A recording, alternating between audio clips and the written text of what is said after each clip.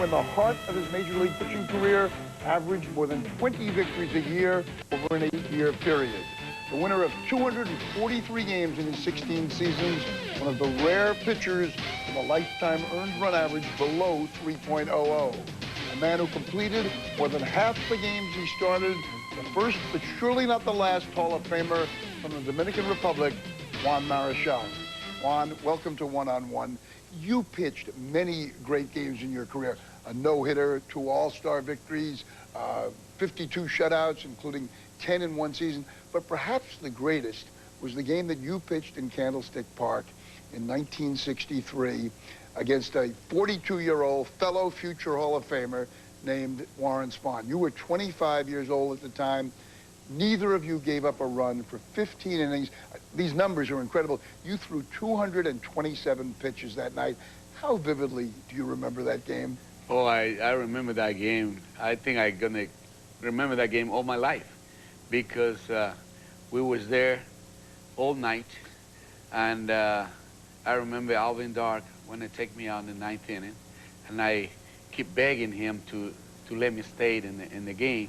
And he let me stay a few innings, so he come back to me and say, Juan, that's enough for you.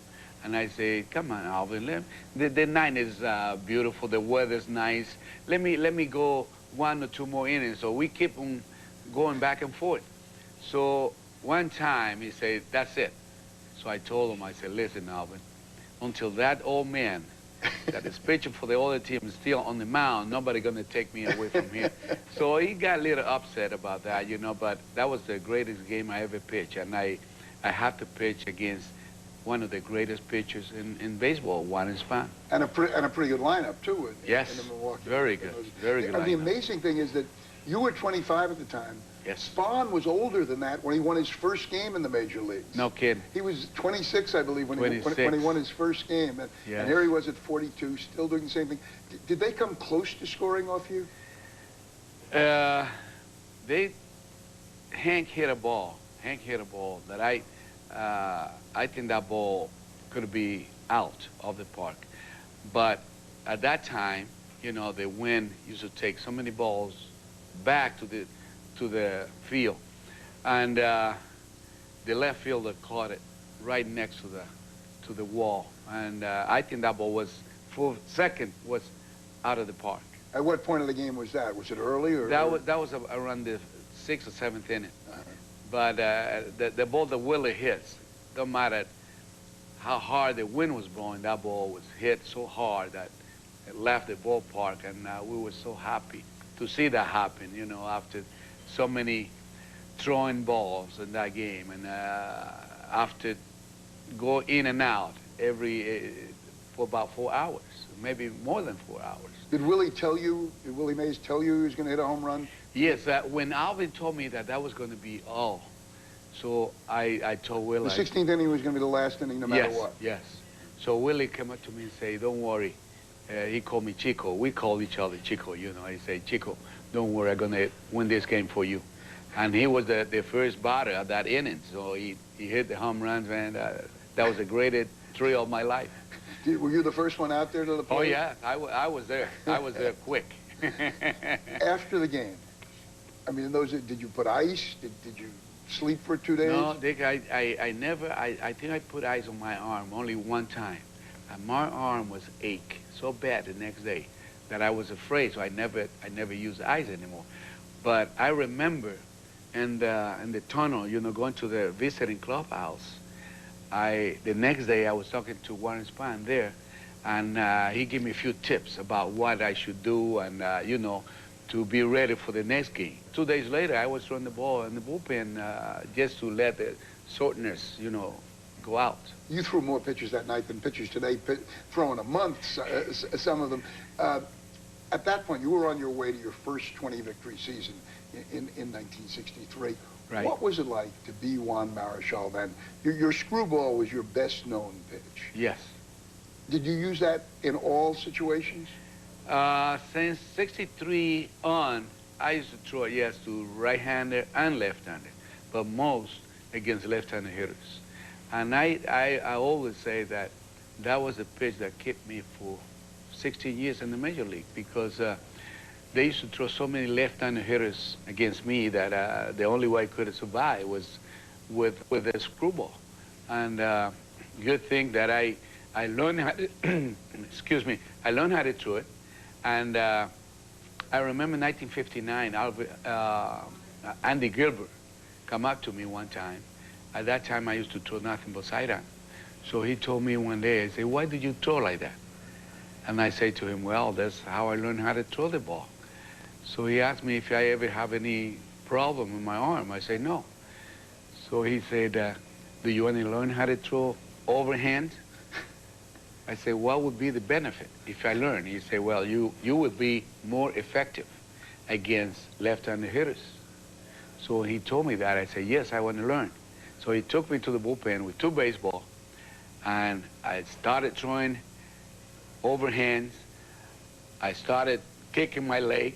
The whole thing started that day, the high kicking. And good thing I learned how to throw overhands because I learned my slider, my screwball, my overhand curve. How old were you? At that time, that was, I was about 22, 21, 22. Yeah. Right before you began to blossom. Right before I went up to the major league. Because in the next year, I went to Tacoma, Washington, only pitched 3 months, so I was right up. So that really helped me, you know, that time when Andy Gilbert took me to the bullpen and showed me how to throw the ball overhand. I think my whole career started that day because there was no way I could have survived throwing sidearm. You survived all right throwing overhand. Yes, yes. We'll take a break now on. When we come back, we'll continue our conversation with Hall of Fame pitcher Juan Marichal. We are back one-on-one with Juan Marichal, star pitcher for the San Francisco Giants a couple of years ago. All the highlights of your career. There was one low light. There was one bad day. You were pitching against Sandy Koufax, which is usually a bad day for anybody anyway, and Johnny Roseboro thought that you guys were pitching close to him, that you were pitching close to him, and he threw the ball back to Koufax, and you felt it came very close to your head. What happened next?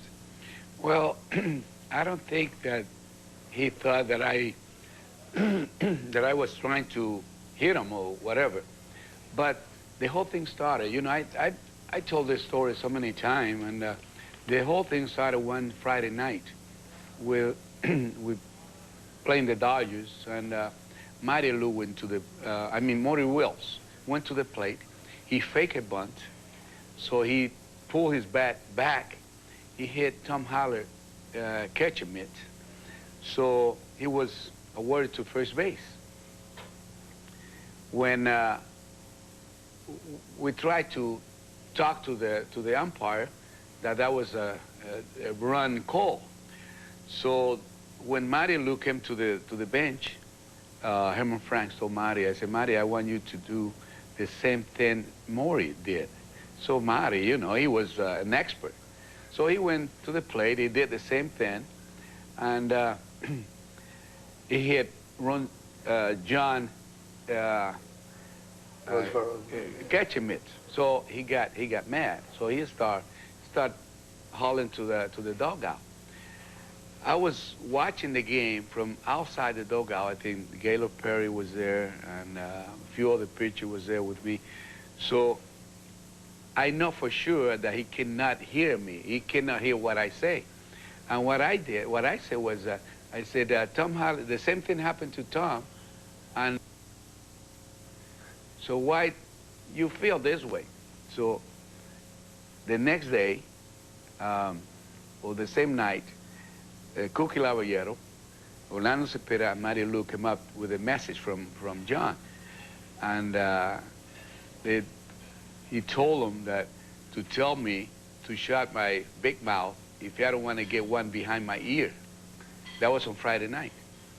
So the next day, you know, I was in right field dugout where some of the visiting player come out. So I was there sitting, and I talked to John the next day, you know, so I forget the whole thing. So on Sunday, on Sunday, we're pitching. Maury Will come up, he bunt, so he got on. The next pitch, he steals second, a fly ball to right field. He went to third, another fly ball, he scored. So the score 1-0. The next time he came to the plate, I said, well, I want to be sure if it's bunting, I'm going to pitch him tight. So he would start running, and when he saw that pitch coming so close, the only thing he could do was get down on the dirt. So they thought I was trying to hit Maury Wills, and that's not true. So Ron Fairley came up to the plate, and a ball almost in the strike zone, he went down. And they start calling me all the name in the book, you know. So when I came to bat, I said to myself, well, they think I'm throwing at the players, so I want to be prepared to see if Sandy Koufax, you know, he throws so hard.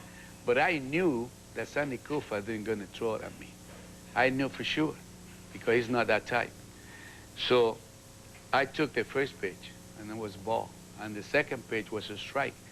When the ball went over the plate, I looked back, and I saw Johnny, you know, dropping the ball, like on purpose.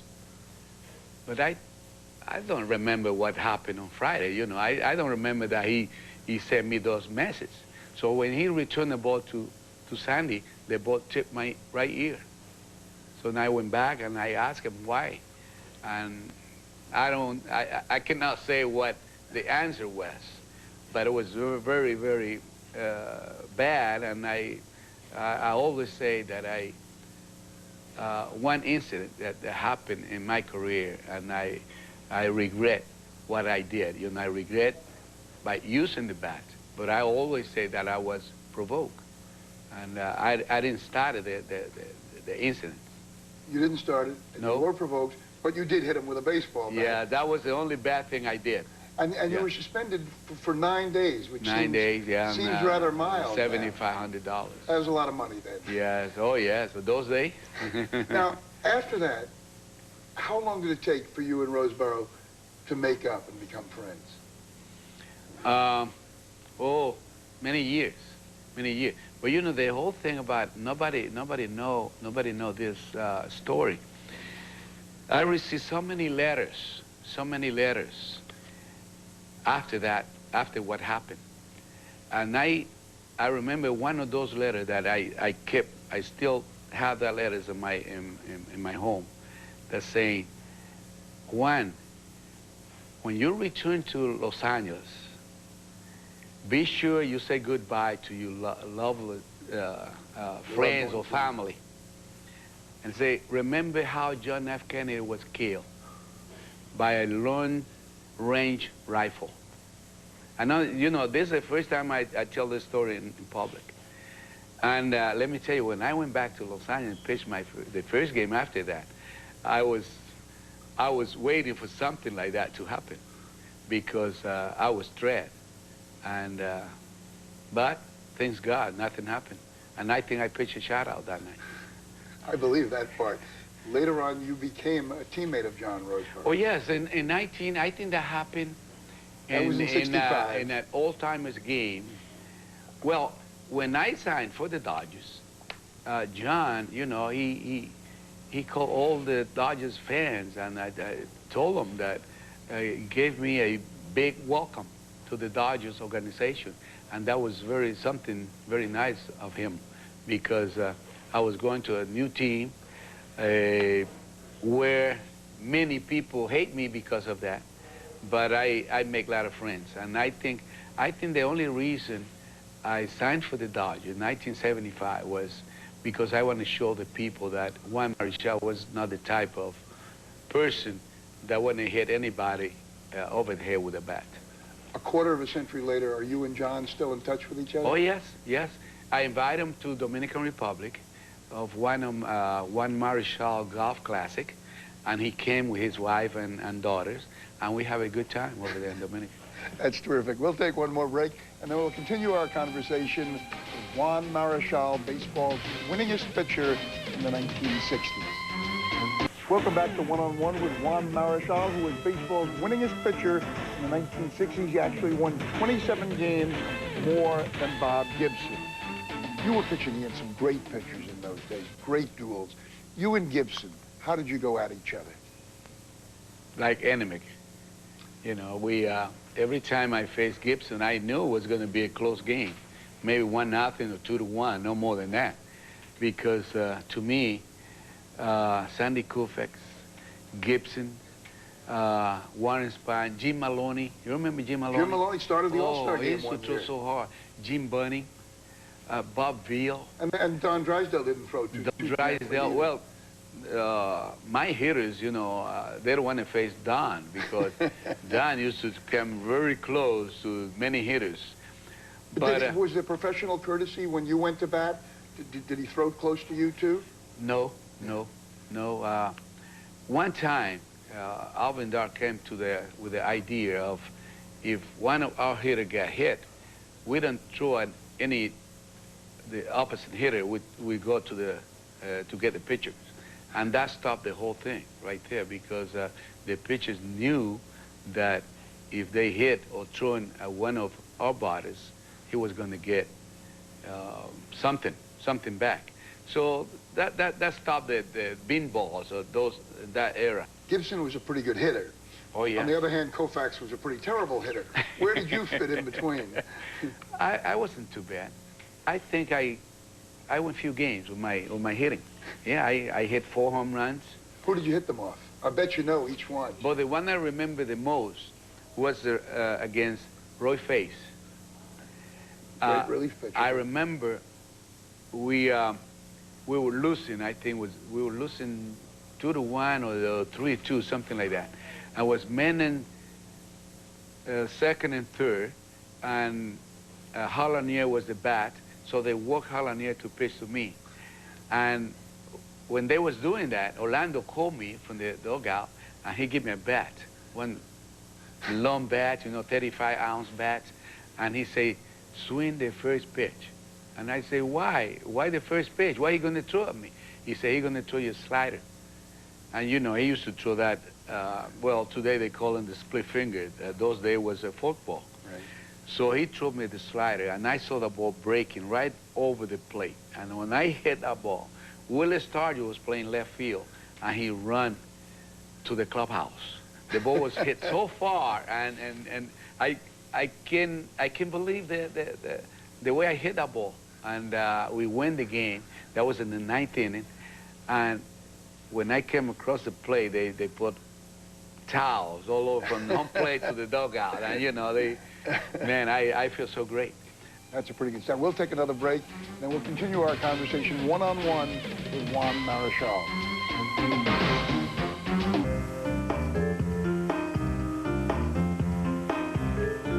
This is ESPN Classic. Welcome back to One-on-One with Hall of Fame pitcher Juan Marichal, one of the earliest stars from the Dominican Republic. What was it like growing up playing ball as a kid in the Dominican Republic? Well, I came from a very poor family, way back in the country, in a little town named Laguna Verde.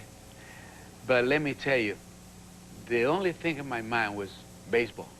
I want to be a baseball no matter what. And my mother used to come out to me and say, my son, what are you going to do when you grow up? You know, you can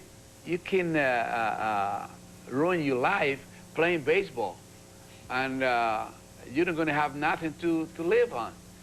So I used to tell her, I said, I want to be a baseball player to represent my country, you know, in the national games, something like that. Because it was a team from Dominican that used to do that, and most of the players, they was my idol. So I didn't know that you can make a living out of baseball at that time. You know, I was a little kid. So the only answer I got for her was that, you know, I want you to listen to Juan Marichal. In my hometown, they call me Manico. So I say, when when you hear the name Anico on the radio, you're going to be excited. That was the only answer I got. And she said, no, you got to go to school. You have to be somebody in the future, and that way you can make a living. So I was very lucky. I was very lucky that I just wanted to play baseball. So I played my first organized championship in 1955 in my hometown, and we became a champion. And you were 17 years old. At that time, no, that was a little bit younger than that. So in 1956, I went to a city named Manzanillo, where they have the United Fruit Company at that time. And they have a team, and they used to recruit players from all over the country to have a good team. So we also win that year in 1956. I joined the Air Force, the Dominican Air Force, in 1957. So I stayed there for 14 months. And after 14 months, a scout from the Giants came up to me and get close to my brother and say, we want to sign Juan for the Giants. So they did, and they sent me to Michigan City, Indiana, the first year, where I won 23 games with 1.87 ERA. I strike out in 245 innings. I strike out 246 batters. We're going to pause once again. When we return, we're going to talk with Juan Marichal about pitchers today, particularly a pitcher named Pedro Martinez. Back to one-on-one with Hall of Fame pitcher Juan Marichal. When you see these pitchers today, they go 5 innings on a good day. Somebody else comes in and does an inning in 2/3, and then someone else comes in for 1/3 of an inning. What do you think? I mean, you completed more than half the games you started. I wish I could have had those relief pitchers that they have today. You know, especially the closer. They came there and they throwing the ball so fast nobody can touch them. And in our day, you know, you have to complete what you started. And I think that's why I complete so many games. You were a starter and a closer. Yeah. In 1958, I complete 30 games.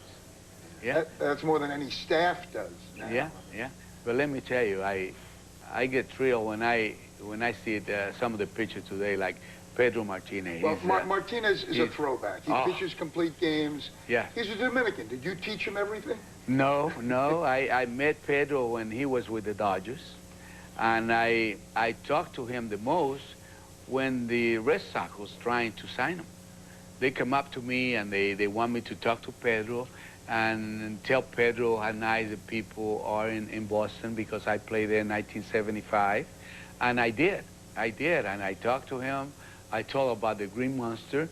If he keep the ball away, and he don't gonna have any problem. But I think he don't have any problem in any park. And I see so many great pitchers, you know. Greg Maddux, you know, I love to watch him because he moved the ball around so beautiful. Juan Marichal, thank you very much for joining us on One-on-One, and thanks to our viewers, too, who had a brilliant career and is continuing a brilliant tradition. Thank you very much. Stay tuned to ESPN Classic. Thank